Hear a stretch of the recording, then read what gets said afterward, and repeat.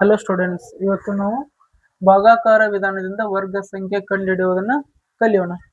ಈಗ 3 ಅಂಕಿ ಕೊಟ್ರಂತಂದ್ರೆ 1 ಅಂಕಿ ಸಪರೇಟ್ ಮಾಡಿ 2 ಅಂಕಿ ಅಂತ ಜೋಡಿನ ಮಾಡ್ಕೊಂತ ಹೋಗ್ಬೇಕು.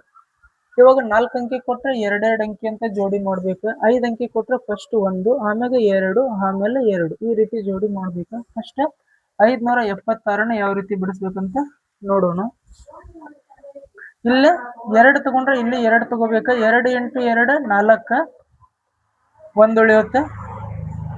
ಈ 2ನ್ನ ಇಲ್ಲಿ ಬರೋದು ಸೇರಿಸ್ಬೇಕು. ಎಷ್ಟಾಯ್ತು?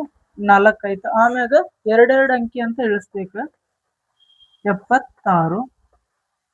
ಇವಾಗ ಇಲ್ಲಿ ಯಾವ ಅಂಕಿ ತಗೊಂತಿರಲ್ಲ, ಇಲ್ಲಿ ಅದೇ ಅಂಕಿನ ತಗೋಬೇಕು. 4 ಬರುತ್ತಾ ನೋಡೋಣ.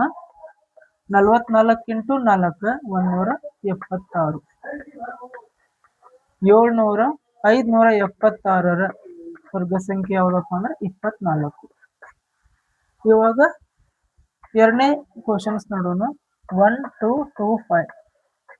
ಇವಾಗ 2 ಅಂಕಿ ಅಂತ ಫೇರ್ ಮಾಡ್ಬೇಕು. ಇದು 2 ಅಂಕಿ, ಇದು 2 ಅಂಕಿ. ನಾವು ಸ್ಟಾರ್ಟಿಂಗ್ 2 ಅಂಕಿನ ಕನ್ಸಿಡರ್ ಮಾಡ್ಬೇಕು. ಇಲ್ಲಿ 3 ತಗೋಣ. 3 ಅಂದ್ರೆ 3 × 3 9 ಆಗ್ತೈತಿ. 4 × 4 ಅಂದ್ರೆ 16 ಆಗ್ತೈತಿ. ಅದಕ್ಕೆ 3 × 3 9,